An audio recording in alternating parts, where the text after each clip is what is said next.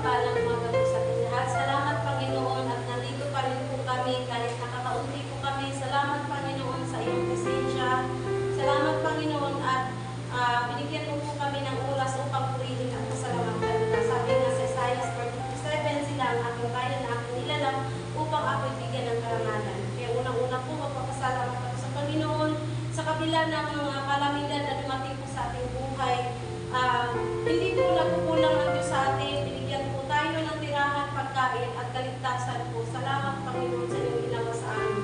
Ganun na rin po Panginoon sa aking buong pamilya, Panginoon, sa aking anak, sa aking sinapupunan.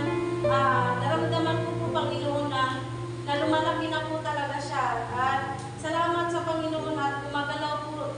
Normal po yung ng baby ko sa kasi nung nakaraan sumasakit po talaga. Kunting tayo po sumasakit po sobra yung ito po sa baba ng tiyan ko.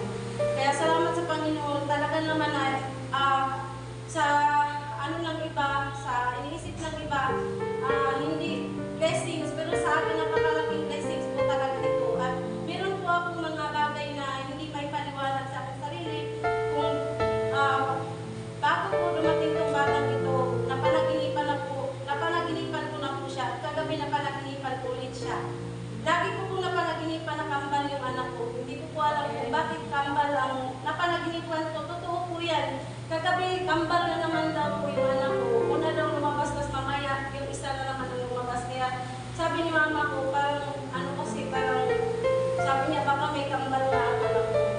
At saka, bago ako nagbuntis, napanaginipan ko na po talaga na may tatlong nakaway na matatandang lalaki na nakaway sila na parang nangalan ng mga suit nila na nakaway na parang daw na white na pumunta sa bahay at nag-celebrate daw kami. Binyag daw ng anak ko. Sabi ko daw doon sa mga matandang lalaki. Sabi ko, hindi ko po yan anak kasi hindi naman ako nanganak. Sabi niya, hindi anak ko yan.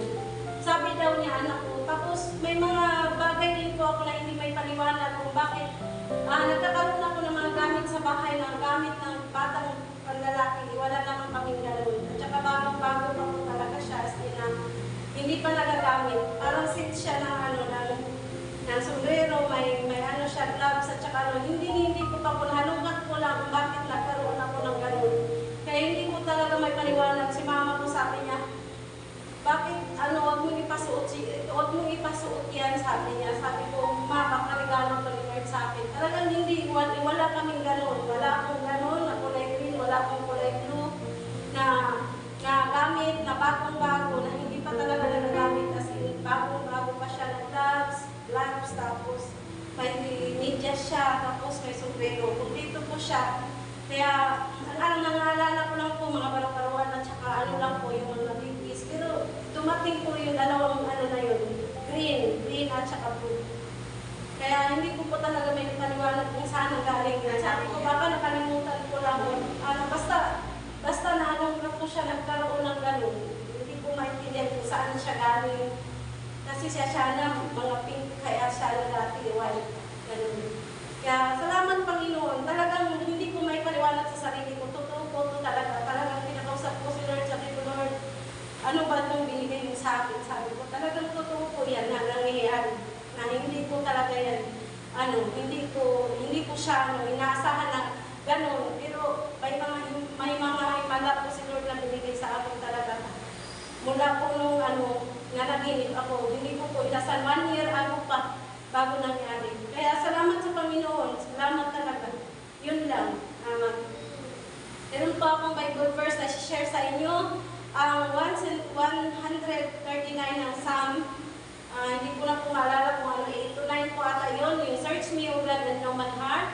Try me and know my thoughts. See me if there any wicked way in me, and lead me in the way everlasting. Amen.